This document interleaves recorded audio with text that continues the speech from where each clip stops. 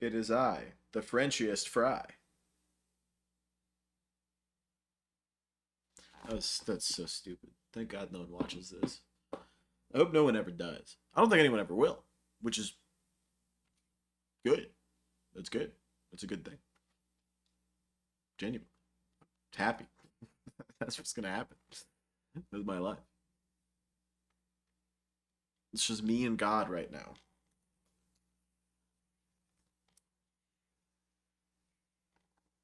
Ah, familiar with this layout. Knickerbrook, Clay Hill, Water Tower, Druid's Corner, Warwick Bridge. Warwick? I don't know if that's a typo. Warwick, Lodge Corner, Deer Leap, Old Hall Corner, The Avenue, Cascades, Foster's, Knickerbrook. Is this a bad time to say I hate the British? It might be a good time to say it, actually. My head is itchy. Probably from wearing the headphones. I have too much hair back here. It's like too thick. I should just go to a barber one time to see how it goes. See how going to a barber goes. Get all this stupid shit cut off and just look like a nice young lad for a minute before it goes back out and doing some sort of abomination. That'd be cool.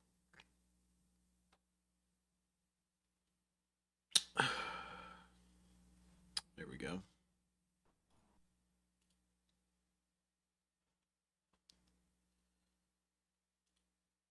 But the method I choose, my prerogative. There is so much love in me I got to give. Oh my god, Chain Bear. Love ads. With unlimited DVR, you can TV. This video is sponsored by CuriosityStream. Get access to my streaming video service Nebula when you sign up for CuriosityStream using the link in the description.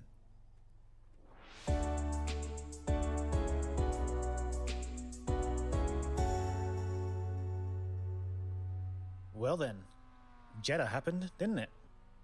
That surely was a series of things that happened in Saudi Arabia. As the race unfolded bit by baffling bit, lots and lots of questions started screaming from the void after every incident, drama and twist in the tale. So let's blast through all the questions and confusions arising from Sassy Massey's Saudi circus. Check. Why did they throw a safety car only to stop the race? On lap 11, Mick Schumacher lost control and span into the barrier at high speeds at turn 22. This prompted the deployment of the safety car for 3 laps before a red flag was thrown on lap 14 to repair the damage to the Tech Pro barrier. Some people were a little angry at this, as a lot of cars pitted as the safety car was called, but those who didn't were essentially gifted a free pit stop as they could change tyres under a race suspension. Most notably, this included Max Verstappen, who jumped from 3rd to 1st as if by magic. However, I don't think the decision to initially call a safety car and then up it to a red flag is particularly controversial. The race was put under a safety car initially, as it should be, at minimum, on this narrow track with a crashed car out on circuit. The car and its debris were all out on the runoff area and not actually on the track itself, and Mick Schumacher had confirmed he was okay, so there was a fair chance the race could be briefly controlled under the safety car while the area was cleared. The safety car not only controls the speed, but bunches the pack and creates a large gap of empty track for marshals to safely work on clearing the car and debris, as well as inspecting and repairing elements of the circuit. In this period, having attended to Schumacher, marshals were able to inspect the damage to the Tech Pro barrier and confirm it did require extensive repairs. At this point, the red flag was thrown. We want as many actual racing laps as possible, not 25 minutes behind the safety car pootling around eating up the race distance. So if we've got a long delay ahead, throw a red flag. That makes sense. Now, some said a red flag should have been thrown immediately, as it was obvious that big repairs were needed. But in all honesty, until they've been given a close look over, they couldn't be sure that the barriers couldn't have been quickly sorted. If it was a quick car, they could have done a few laps under the safety car and then gone straight back to racing. Going through a red flag procedure takes a lot longer, not least due to the fact that race control has to give at least a 10-minute warning before the race is restarted, every time. Ideally, we want to keep the race running within its scheduled time window as much as we can. So the decisions made at the time they were made did make some logical sense when trying to run the race as effectively as possible. But then we inevitably ask, why can teams change tyres under the red flag stoppages? I agree, there is a silliness to this rule that has ended up causing more farce than utility, if we're honest. The reason cars are able to freely change tyres as well as repair and replace parts of their car is the notion that red flag conditions are likely to have been caused by accident and incident. Therefore, it follows that many cars may be sporting damage, or have tyres at risk from debris caused by an on-track incident. So it's deemed safer to give them a chance these to white repair guys their shut cars up? and Holy use shit. tyres that haven't run over shards of carbon fibre. In practice, this just gives everyone a free and lengthy pit stop. But not everyone may have damage or risks of cut tyres. So perhaps in an ideal world, it might be better for car changes to be signed off on a case-by-case basis. But the sheer time wait involved in running these inspections and giving all cars the okay would massively delay the restart. And let's be honest, we want to watch cars racing on track, not watch the FIA running up and down the pit lane inspecting cars. I agree it's contentious though, and other motorsports don't have it, so I would welcome a review. It allows some cars to freely benefit, sometimes dramatically, which seems unfair. However, it is not a new rule, it has been around a long time. Hamilton himself benefited from it this season in Imola, repairing damage to his front wing during a red flag that was causing him significant time loss. There will always be jokers thrown into a race, like safety cars and red flags, and you have to account for and strategize around these possibilities. Mercedes pitted immediately under the safety car, Red Bull waited, and they were gifted a red flag. It happens, we knew it might, that's how it goes. So yes, the rule probably needs looking at, but just as we know pit stops come cheap under a safety car, we knew there was a possibility of red flags coming after that crash, and the teams made their calls. Should Bottas have been able to hold Verstappen up under the safety car? When the safety car was called after Schumacher's incident, the gaps between Hamilton, Bottas and Verstappen were about 2.6 and 1.3 seconds, respectively. But Bottas slowed right down, falling to about 8 seconds behind Hamilton's lead. This gave Mercedes the opportunity to pit both of its cars without delay. But also, in holding Max back, it took away Red Bull's ability to fight Merc in the pit stops and potentially gain a position. At minimum, this was pretty unsporting of Valtteri, as he knows Max isn't allowed to overtake, so this is just artificially impeding him and stealing precious seconds from Red Bull's strategy. Article 48.5 of the sporting regulation states that under a safety car, no car may be driven unnecessarily slowly, erratically, or in a manner which could be deemed potentially dangerous. So it's quite surprising Bottas wasn't brought up on this, and it's not the first time this has happened either. The wording is just grey enough to allow some wiggle room in interpretation. What is unnecessarily slowly? I think we can argue that Bottas had no necessity in slowing down, but I don't decide where that line is. Perhaps, in the end, Verstappen deciding not to pit and thus inheriting the lead of the race led the stewards to ignoring the incident in an already chaotic race situation, as technically it made no difference to Verstappen's race. Except, perhaps Max was going to pit had he been able to keep the gap. After all, if Bottas had held position close to Hamilton, there was a very big chance that Verstappen would jump him in the pits as he stacked behind Lewis, and perhaps Bottas unwittingly got Verstappen on pole for the restart by faffing about in the way that he did. So yes, Bottas shouldn't have done that, in my opinion, from a purely sporting perspective. And I would like to see that tightened up in future, as I don't think cars should be allowed to abuse safety car procedures more than necessary. Speaking of which, was Hamilton allowed to fall so far behind Verstappen at the restart?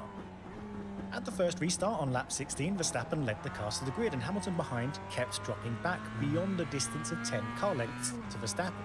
This annoyed Max, who came on the radio twice to complain how this wasn't allowed. Hamilton falling back potentially increases the chances of Verstappen's brakes and tyres cooling down before the start and giving others a better chance into turn 1. Now, it technically isn't true that Hamilton did anything against the rules. The 10 car lengths rule applies only to following in a safety car train, but the warm-up lap to a standing start does not include this rule, unless they're led out by safety cars. And only then the rule applies while behind the safety car. So Hamilton's behaviour was technically legal. Tactical? Yes. Mind games? Maybe. But legal. Why did Massey negotiate the grid order with Red Bull at the second restart? So at the first restart, Hamilton got a much better start on the inside, but Verstappen braked later and barreled around the outside, overtaking Hamilton off track, and in rejoining he compromised Hamilton's exit of turn 2, which allowed Ocon into second place. The race was then immediately red flagged again for a second crash, so we went back into suspension and prepared for the next restart. At this point, the restart order would have been Verstappen, Ocon, Hamilton. Race director Michael Massey then got on the radio to Red Bull and essentially offered them the opportunity to drop Verstappen behind Hamilton on the grid in lieu of investigation. Red Bull could volunteer to put Max third on the grid behind Ocon and Hamilton based on Max's off-track manoeuvre at turn 1 at the first restart. At this point, Max was not yet under investigation by the stewards, so essentially this amounted to Massey saying, if you give the position back to Hamilton, we won't have to look at it further. But if you decided to stay in first, you might well be investigated and penalised. So Red Bull took the place drop for the restart. This stuck a bit of a raw nerve with some people, as it looked like Massey was negotiating out a penalty with a team instead of just laying down the law. But to me, it seemed no different than encouraging a driver to hand back a place after an unlawful overtake, as we see many times during a season. The only difference was, as the race didn't continue, Max couldn't opt to hand the position back. So here Red Bull were offered the ability to sort this out quickly and quietly and avoid the need for protracted stewards' investigations and penalties. And that's a good thing, I think. We got straight back to the on-track action instead of potentially driving around with Max having a 5-second penalty hanging over his head and more arguments between teams and stewards. It was all sorted out when we got back to racing. I liked it, honestly.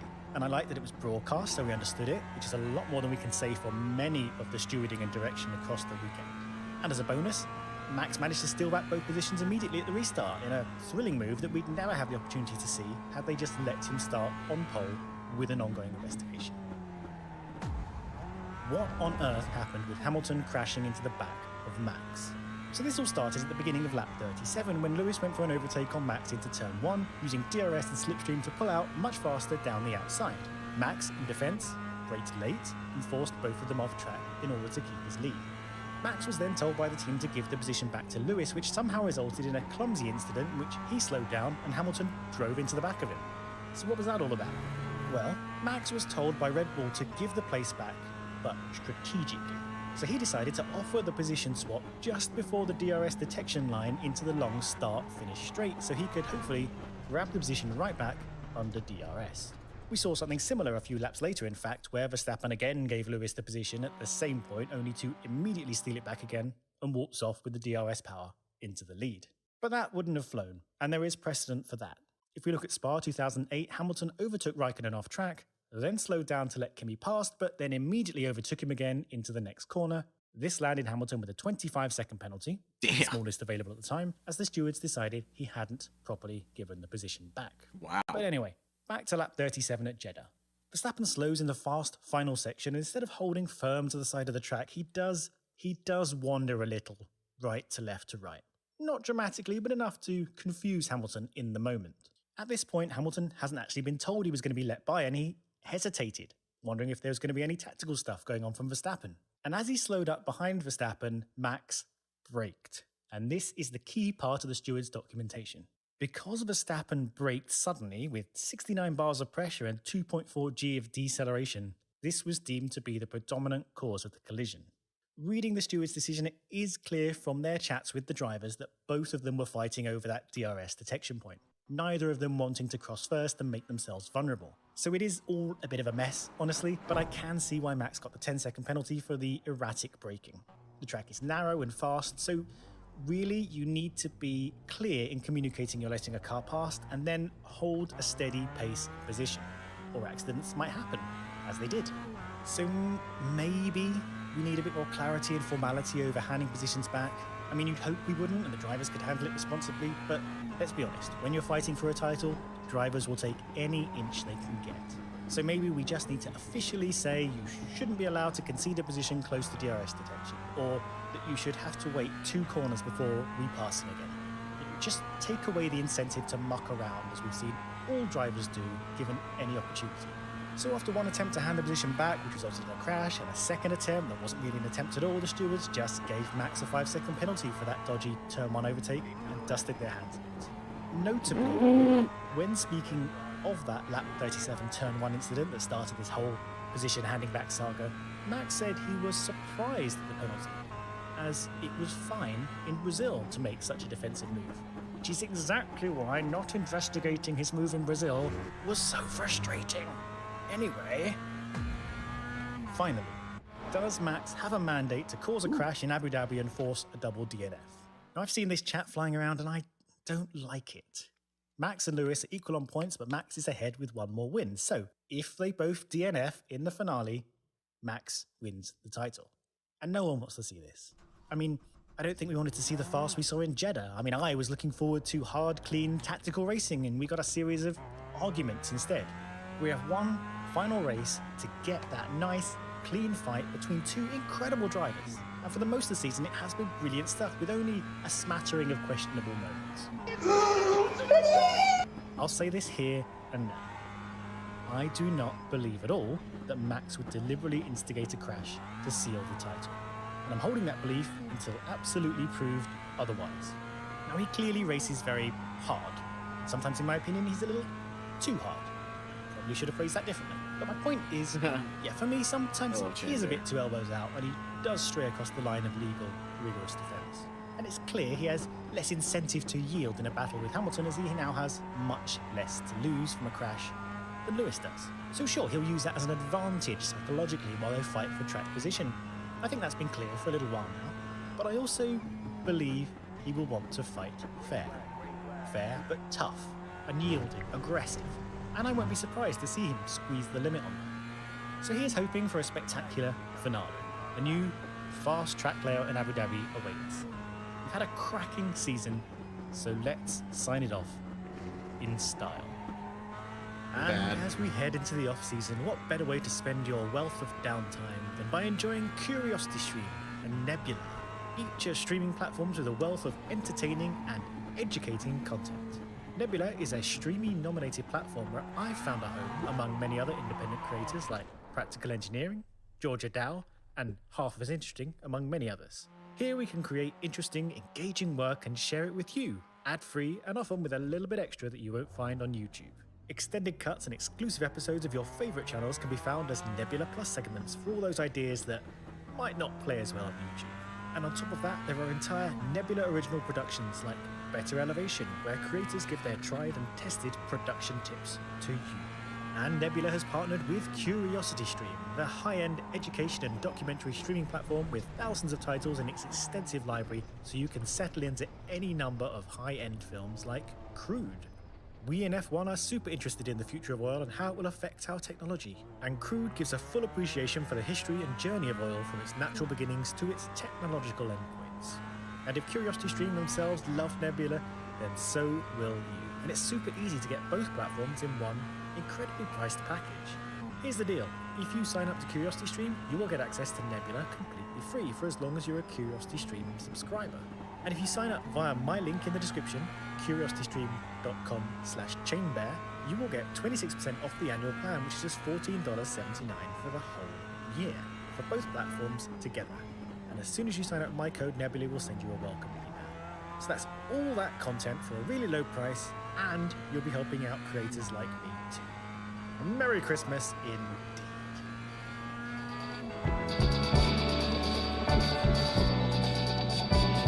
Can't hear the car. Jesus Christ.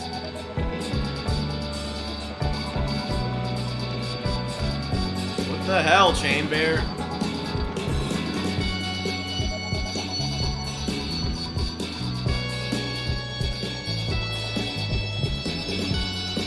Come on! Shut up.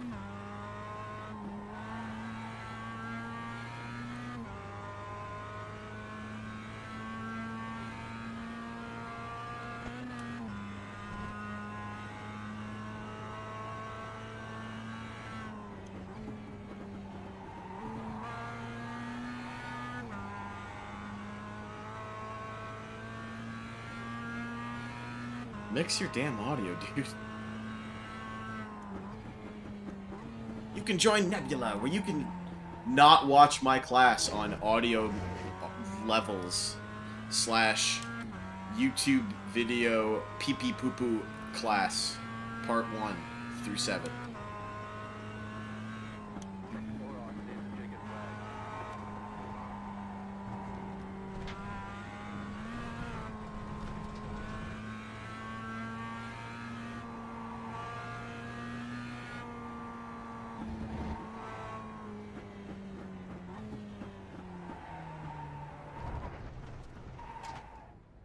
Great. So DNQ. Great. Love it. And I have to wait 3 minutes now. Oh my god.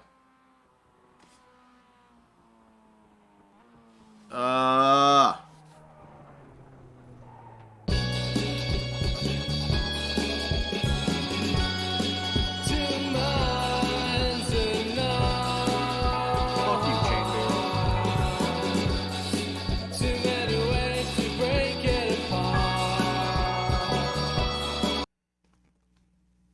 Ugh.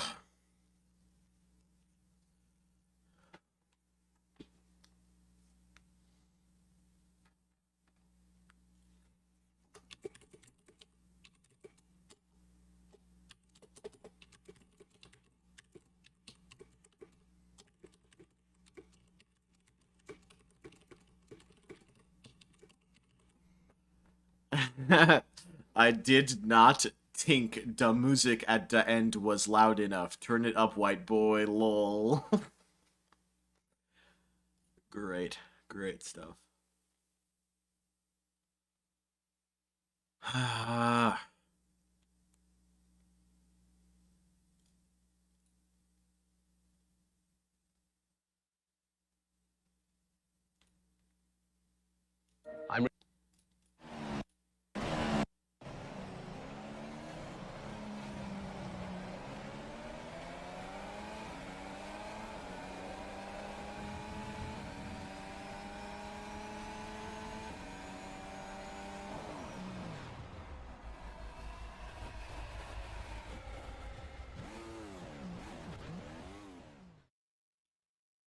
R Factor 2 is sick.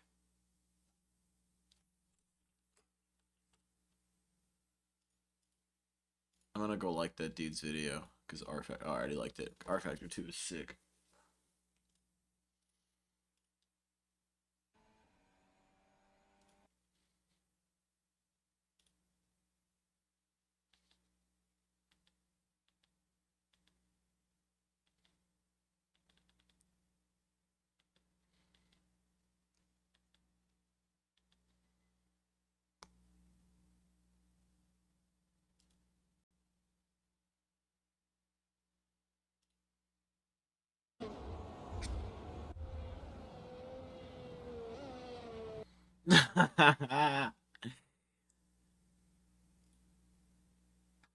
That's hilarious.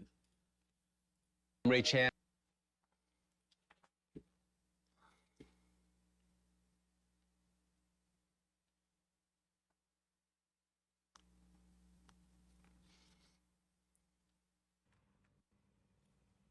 Or would you go for some updoots on the internet? How badly do you want to suckle from that juicy teat of internet clout? I've actually started quite a few videos with that exact same question. It seems that today the most important thing to people is the numbers on the screen. Bigger number, better person. Everyone's so desperate to squeeze as much milk as possible from those beautiful honkers of internet points. And no price is too high. We've seen some wacky, goofy shit recently for those internet points. You remember those dudes that went to jail for 3 years on TikTok because they were filming a stop the train prank where they just sit on the train tracks and hope the train stops in time before they get brutally fucking blasted by it, and then it actually did stop and then they went to jail. We also recently saw that kid play the fake robbery prank on some strangers and he got shot and died for it. His last words were quite literally, "just a prank, bro." At least according to a few sources, that was an extremely sad one. So we've seen some crazy That's shit. hilarious. People really will do anything for some internet fame. And today I want to talk about a pretty special case. It's someone that I'm sure you've heard of. I've talked about him before. A lot of people have. He's been a big name on YouTube for a while. His name's Nikado Avocado. If you're on Twitter, you've probably seen his asshole floating around pretty often. For some reason, it was a big trend in meme to just post Nikado Avocado's OnlyFans content all over Twitter. So I've seen his butthole more times than I've seen him doing his mukbangs. For those that don't know, Nikado Avocado is a mukbang YouTuber. It's primarily what he does. Mukbangs are when you just eat on camera, and that's about it. I'm not really here to get into the lore of Nikado Avocado. There's a ton of videos that do dive into it. I want to talk about what's going on recently with him. In fact, I'm just going to go ahead and take my swampy ass out of here for a second and let Nikado Avocado kind of take it away. This is from his most recent video. This is kind of what his content has become.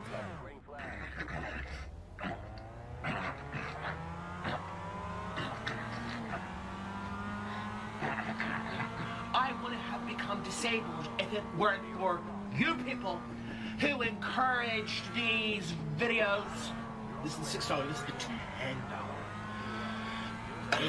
Ouch! My ribs! How many months are we gonna have to endure this pain? Alright, let's go for this. Ooh. This definitely looks cheesier. This one. And I'm allergic to this one too. But sometimes in life you just want what you can't have. I'm not allowed to have garlic. Or lots of onions, or durian. Now, to anyone that's familiar with this creator, you'll probably think that this is nothing special. This just looks like every other video he's ever made, just with less crying. You've probably even seen Nikado Avocado around other parts of the internet. If you don't even know who he is, you've probably seen some of his clips. He usually will eat something and then just start breaking down into tears and crying about something. He's notorious for constantly crying. So then why did I decide this video and these clips to show you? Well, as you can tell from the title of that video, he now claims to be a disabled person, which I'll get into in a minute, but I want to focus on what he said at the beginning, outside of making some of the most revolting noises I've heard in quite some time while undergoing some kind of exorcism. He said, "It's your fault for encouraging these videos." Now, he says shit like this pretty often, and it shows me that there's still some self-awareness deep within him somewhere, locked deep away. But that rational side of him he keeps buried, locked in a cage, and still does this content, even knowing better, even knowing that it's a complete detriment to his overall health and well-being. He continues to do it while still having that small glimmer of self-awareness. He says it's your fault for encouraging it, and he's absolutely right. Nikado Avocado didn't start as this kind of channel. Even 4 years ago, 2017, so 4 years ago now, he was a very healthy person. He seemed to be pretty mentally, sound. He wasn't breaking down on camera all the time and going wild and crazy from what I remember. He was even extremely good at an instrument. I think it was the violin, if I remember correctly. He was a vegan. He was just preaching some really positive stuff. But then he started to notice that the videos that gained a lot of traction were videos where he was just fucking gluttonous and eating 1,000,000 calories per sitting. So he stuck with it. And now he has a couple of channels where he does this pretty much every day, and it's been like this for the last 4 or so years. This is what he used to look like in 2017, and then when the videos really started to gain traction, he gained over 200 pounds in the last couple of years. And it's absolutely true. It's the audience's fault for this. They created what Nikado Avocado has become. Obviously, it's not all their fault. He is making the conscious decisions to completely throw away his health and well-being, which has now led to his disability, which he claims to have. Again, Nikado Avocado is not the most reliable narrator. He makes a lot of shit up sometimes. So, whether or not he actually now has a disability, it's anyone's guess. He claims to have 3 broken ribs, which is attributed to his incredible weight gain. Incredible being the wrong word, really just astonishingly upsetting weight gain that he's been putting on recently. He claims that the weight of his body has now broken a few of his ribs, which now has him bedridden. I think he also claimed to now have to have a full-time nurse in order for him to just engage in day-to-day activities. And he also has been diagnosed with sleep apnea, I believe, which is why you'll see on his most recent thumbnails, he has like that machine hooked up to his nose that makes him look like some kind of like cyborg from the future. My or man something. does YouTube videos with a It CPAP. seems to really be going downhill quickly for him. People have been saying for the last couple of years that Nikado Avocado is literally killing himself for YouTube views, and it's absolutely true. He is slowly killing himself and documenting the journey the entire time while having an understanding of exactly what he's doing. He's well aware that he is throwing away his health, his well-being, his happiness for the sake of some YouTube views because his audience continues to eat it up, much like he eats up a million fucking cheeseburgers every couple of days. For almost the last 4 years, almost every day, he has done mukbangs like this, where he's eating 6 pizzas, 8 pizzas. He'll get like fucking McDonald's and he'll order everything off the menu and then ask if they can just tilt the grill over to get a little extra grease in a cup for him to drink on camera. It has been an extremely sad thing to see. He's also been saying for a little while now that he's going to be losing some weight. His weight loss journey has begun. But what ends up happening is for every pound he loses, he gains 10 more. I didn't play much of the video here, but he even mentioned that. He even goes on to say Come after on! his long speech that he started his weight loss and he lost a pound but then gained 3 more because Rick! he wanted to please his audience with more videos or something like that. Damn it! So it's just truly a pretty awful thing to see. Oh As you my probably God. noticed from the screenshot, the last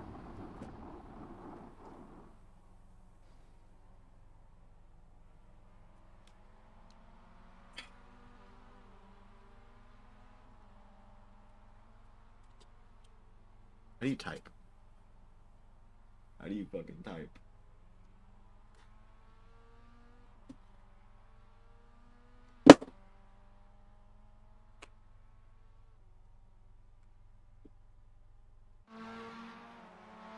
Oh my god, I was in 3rd.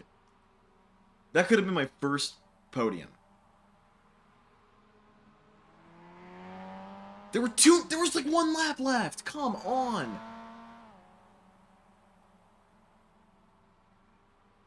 Oh my god, can you report people? I think you can. That was such a dick move. Are you kidding me? Oh my god. I don't even remember. I guess I can just look back on my stream.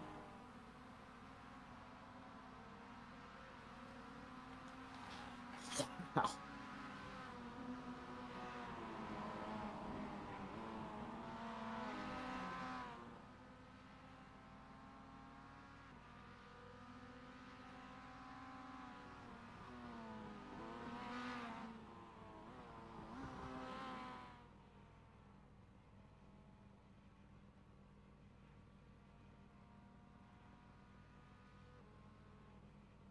Okay, apparently my stream has been showing this camera the whole time, so that's cool. It's fine, I'll just download the replay.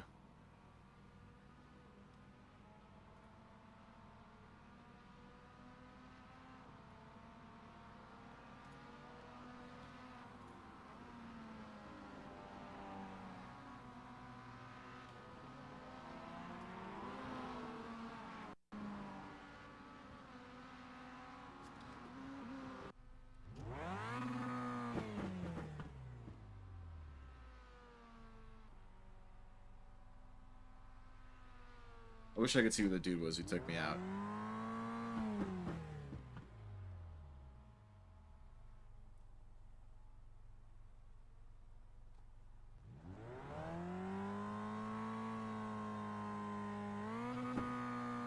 Okay, punch it.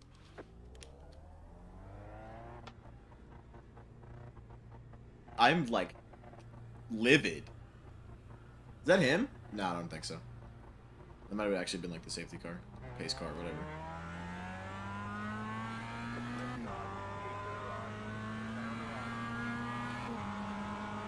Yeah, just go ahead, dude. I'm just trying to get my safety rating to be decent.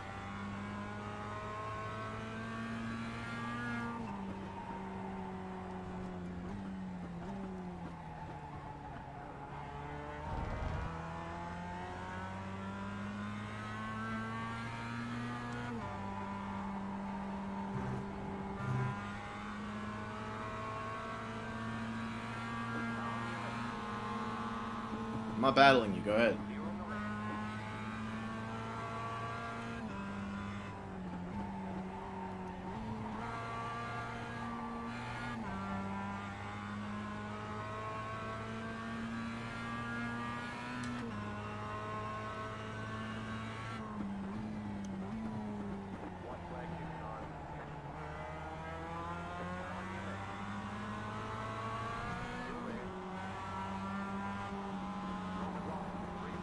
Come on, man. Don't be hitting me from the back now. I mean, that was my fault, but the first one was not my fault. I was on the throttle when I got hit. I think so. I don't remember. I think I was into a corner.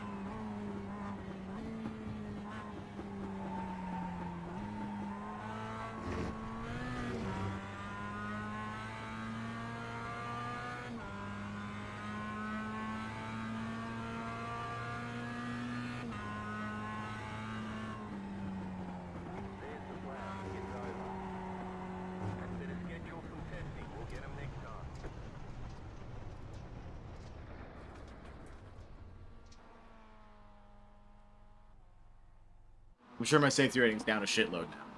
Granted, I hit 2 guys, and I got hit the one time, but if I was still in third, battling that guy, it wouldn't be a problem, so.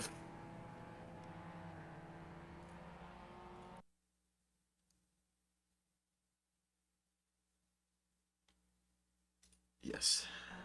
Replay saved. Okay, good. Let's check it out.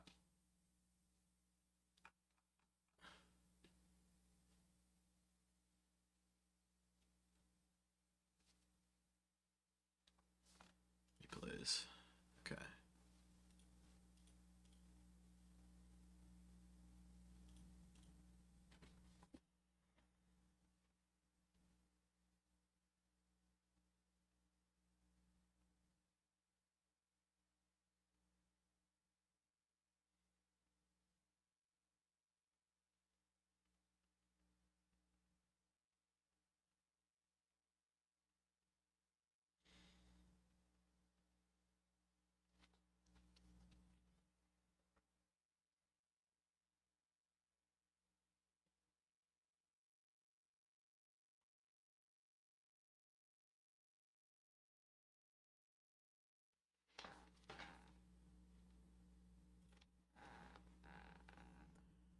I'm actually very curious if my safety rating has gone down.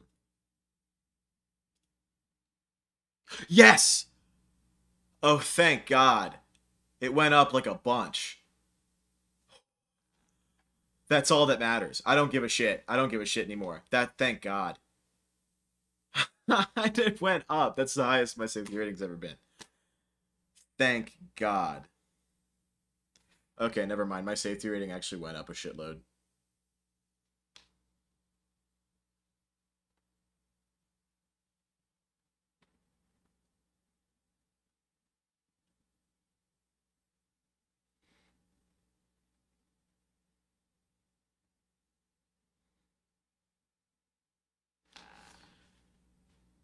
Oh my God. Thank God.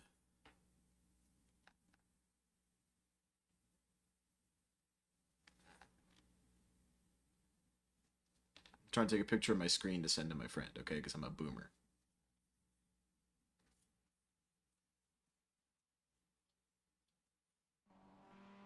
Okay. So...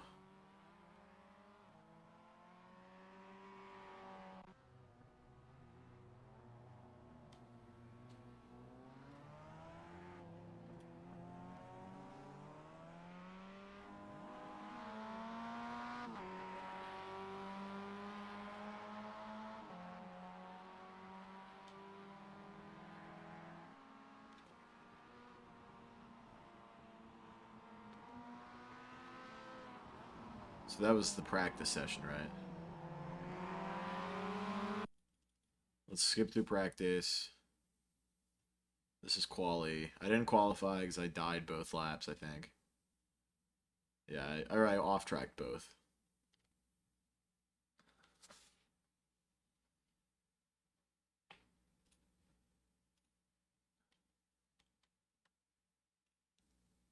Does it not count the... Oh, never mind. Still quali. Yeah, I died that lap too. And I remember I was kind of pissed that I didn't qualify, but... Okay, I'm literally just going to watch the entire race back, like... Probably just like in chase cam. Okay. I'll do like near chase. Yeah, that's fine. Okay, so this was my race start. I think it was actually very clean. Yeah. So...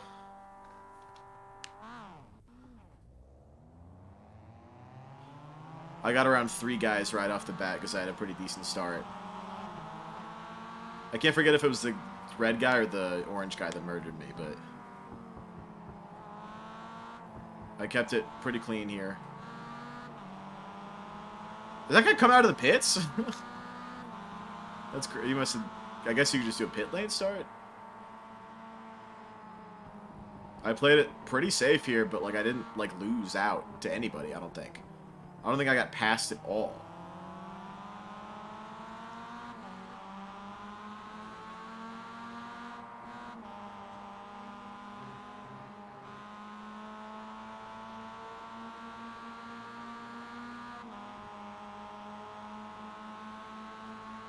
I'm killing it. Best race I've ever had in my entire life up to this point.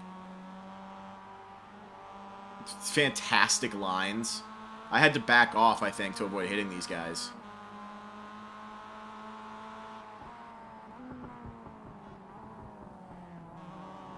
I knew my place there. I backed off. Passed the guy in orange who went wide. Perfect.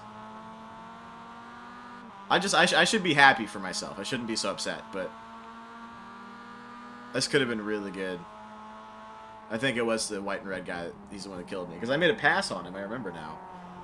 Yeah, because that guy went wide and we passed him. At this point, I'm up to like 4th, I think. 5th or 4th.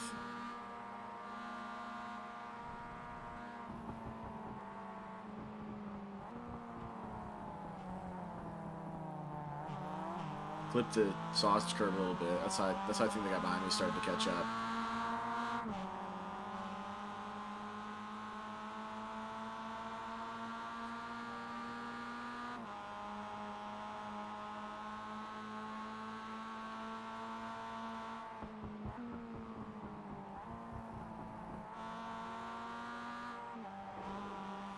Where's this guy behind me? Sounds like he's right there. Oh, there he is. Wait, what? Camera angles are weird, man. I forgot when I passed this guy.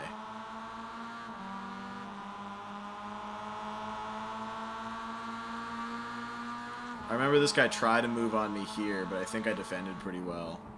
Or no, he passed me and I think went wide. Yeah. He went kind of wide. I did a good job safely taking it back. I'm happy. I'm happy. I should be happy. My racing is getting like good. In my opinion, I think it's getting pretty decent. I think I nailed this turn. Nah, flipped it again. Happens to the best of us. Oh, what is this? Like the 4th lap already at this point? 3rd or 4th?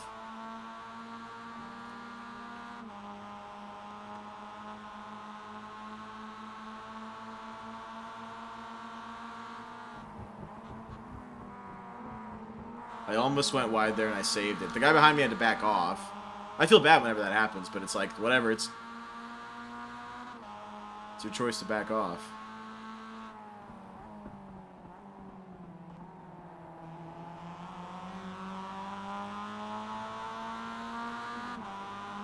When did I pass this guy? Did he mess up or something?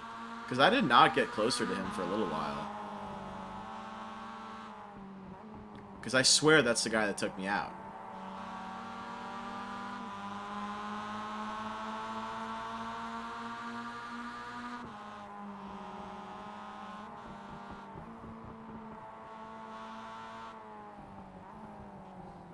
Yeah. He like clipped that curb and I didn't, and I got a good exit out of here, I think.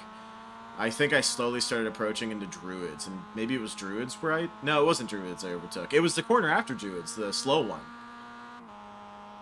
I'm pretty sure. Because I think he messed up Druids here, and then in the next corner I was able to get him. Yeah, he messed this corner up. Yeah. He had like a snap, and I had a really good exit. Yeah, and I caught up into this next corner. I think I just made a move here, right? Or was it turn 1?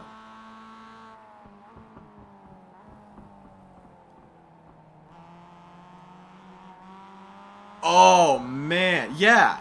Killer stuff, dude. This would have been legendary. Yeah, I got out in front of him. I actually wanted to be nice and make sure he had room, but I had plenty. I had every right to just go ahead and do that line normally. I should have made him just back off there. That's... Oh, my God. What an absolute prick. After... Oh, come on. Yeah, and this is when I realized the car wasn't turning. You can see my wheel moving erratically. Ah, oh, man, that was 3rd place I overtook that guy for. That could have been a podium. I probably could have kept it because he kept going wide in corners I was nailing. And the guys behind him would have probably had to fight him. Ah. Shoulda, coulda, woulda. Oh, I don't...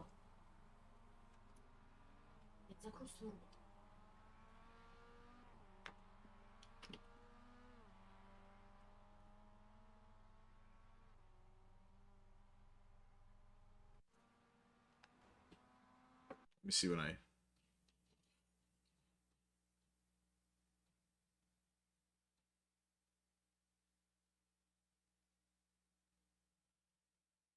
was being nice, I think. That was contact.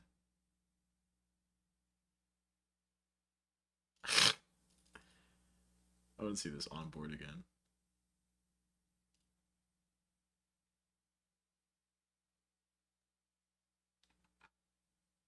Cockpit.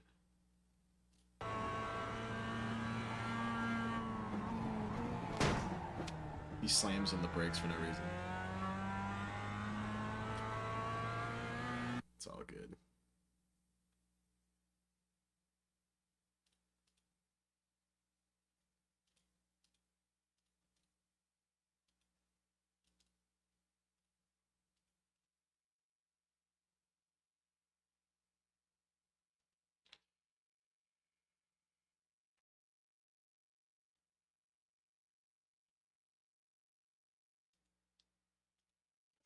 I would love to do another one, but I'm going to jinx it. I'm very happy my safety rating went up, though. File protest. What's it? Protest.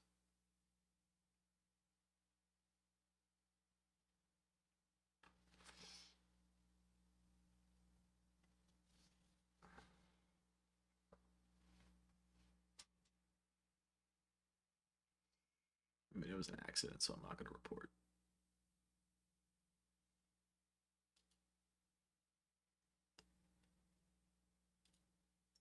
What's Funny Crash 7? Let's watch that.